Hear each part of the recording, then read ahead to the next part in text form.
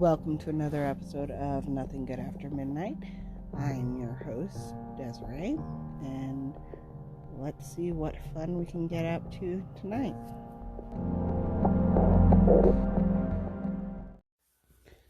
So, tonight's episode was going to be about when love becomes obsession, and I was going to touch on how when you break up with an ex or an ex breaks up with you, at what point does your worrying about them, contacting them, go from love and care to being obsessive and stalkerish. But we're going to table that episode for another week because I feel like there's something more important I need to talk about.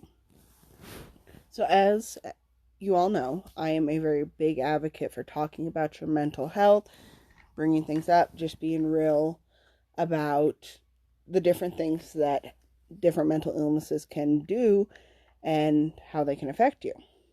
So today I did a post, a little reel on my Facebook, and I shared it to my Instagram and my Snapchat too. I shared it everywhere about how depression can put you in a state where all food just kind of has no taste, and how typically when you're in that, there's like one food that you can taste that tastes good and isn't meh, and so you'll eat it obsessively. Well, then without fail, that food will begin to have no flavor either. And it's not that there's anything wrong with your actual taste buds, it's just nothing seems to spark joy.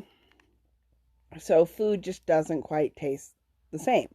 And typically when I was in that state before, like earlier in my teens, I would just quit eating because it wasn't worth the effort to make anything, where everything just kind of was bland, or I always called it boiled potatoes.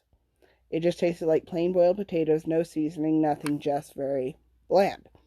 So I posted the reel on all of my social medias, and I got a comment on my one on Instagram telling me I should eat lead, that it is sweet and good for your health.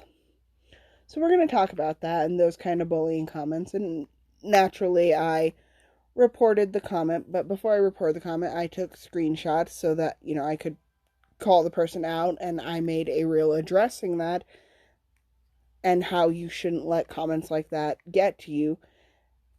But now that I've done that and reported them, I figured I'm going to expand a little more about those kind of comments.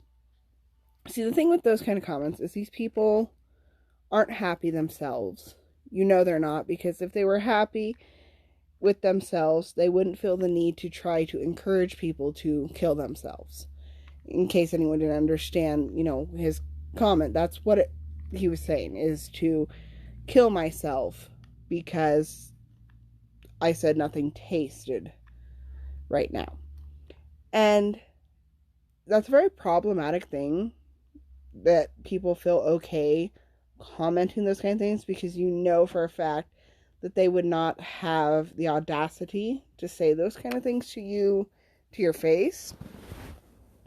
And this is a problem that has been growing a lot since social media has become the norm. You have what, is called, what most people call keyboard warriors, or trolls, or whatever name you want to call them. Excuse me. And I just wanted to say that if you get comments like that, not only report them, don't comment back to them, don't fuel them or feed the troll. Just report them, block them, and know that you talking about your mental health is making them uncomfortable, and that's not a bad thing. Because people don't like to talk about things that make them uncomfortable. And so they like to feel more superior and don't want you to address these kind of issues. Because addressing the fact that depression and anxiety can affect your brain to the extent that you can't taste food, and it actually causes physical symptoms, not just mental symptoms, scares people.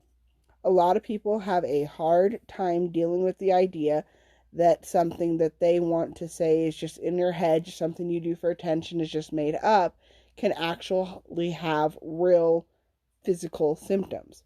Depression can make you physically unable to get up and do anything. It can make your body hurt. It can take away all your motivation. It can take away your desire to eat, to do things that you know you need to do to survive.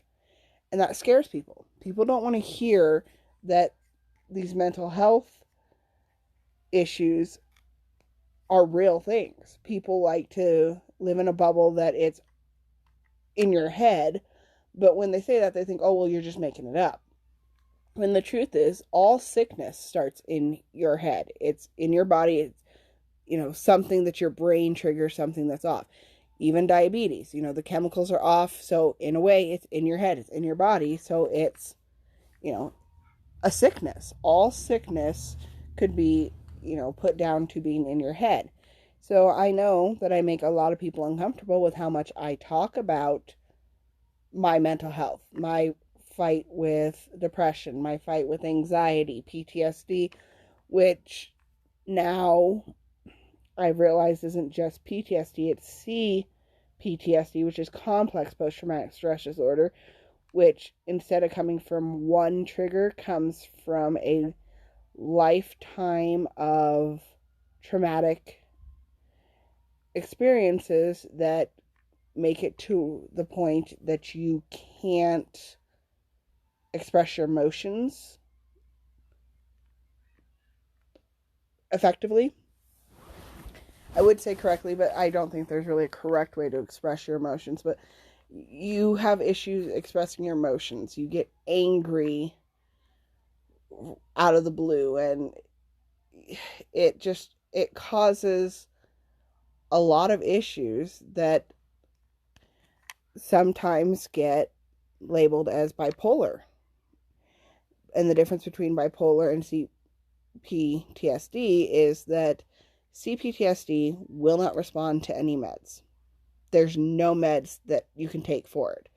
So when someone who has it is put on bipolar meds, like a dear friend of mine, it makes their body do really weird things, and they seem to have even more crazy mood swings, and either are absolutely unable to move or do anything. They're just in such a depressive state that they can't do anything, or they're manic and have all this pent-up energy, or they're angry all the time. And I've been researching more and more on PTSD and CPTSD, and yeah, they are nasty things that mess with your head, and they make people uncomfortable. People don't know how to handle the thought that our brains can have such an effect on us, that they can really affect your day-to-day life. And so then they think that they're cool and make these snarky, stupid comments, and it's inappropriate, and it's childish, and it's dangerous, because not everybody is going to react like I did. Not everyone's going to see that and be like, fuck you, dude, and just deal with it. Some people will see that and take that advice to heart. And it's not advice, it's bullying. But people will see that and sometimes will commit suicide. Sometimes that will be the straw that breaks the camel's back. So that's why I'm tabling what the other discussion would be to talk about this, because if you get comments like that, don't buy into them. If you need somebody to talk to when you get comments like that, my inbox is always open. There's always at least one of my phones or messages. It may take me a few minutes to get hold of you. If it is an emergency, I can give people my number. There are ways to get a hold of me if it's an emergency and you really need someone to talk to. And I'm not qualified as a psychiatrist. I'm just someone who knows how to do it. And I encourage you, do not be afraid to reach out to the suicide hotlines. They now have a texting service, and I will put that in the description, the numbers to reach out, because don't let these bullies be the reason why you give up, because they're hurting too. And they have no right to take their pain out on others. Just bad way of them dealing with their emotions. And I feel sorry for him in a way, but I'm also not going to excuse the behavior. So yeah, I put him on blast. I reported him to Instagram. I blocked him. I made a reel addressing this, and here's now the podcast addressing it. I'm actually going to post this before midnight because I want it to actually go immediately. But yeah, thank you for joining me for another episode of Nothing Good After Midnight. If ever you need to get a hold of me, my email is always open, and be strong and know that you are loved and the world is a better place because you are here. And don't let these bullies get you down, because they always try to come at you when they think you're at your lowest. And I don't know why they feel like that makes them a bigger, better person, but it doesn't. It's sad and it's pathetic. And honestly, I kind of hope that he's stalking my podcast too and hears this, because dude, you're pathetic and it's sad. And I hope for your sake that you take this as a lesson, because if you keep this up, you could end up in trouble with the law, because there's been several cases where cyberbullying has gotten people in trouble when it results in someone's death. I love you all. Blessed be.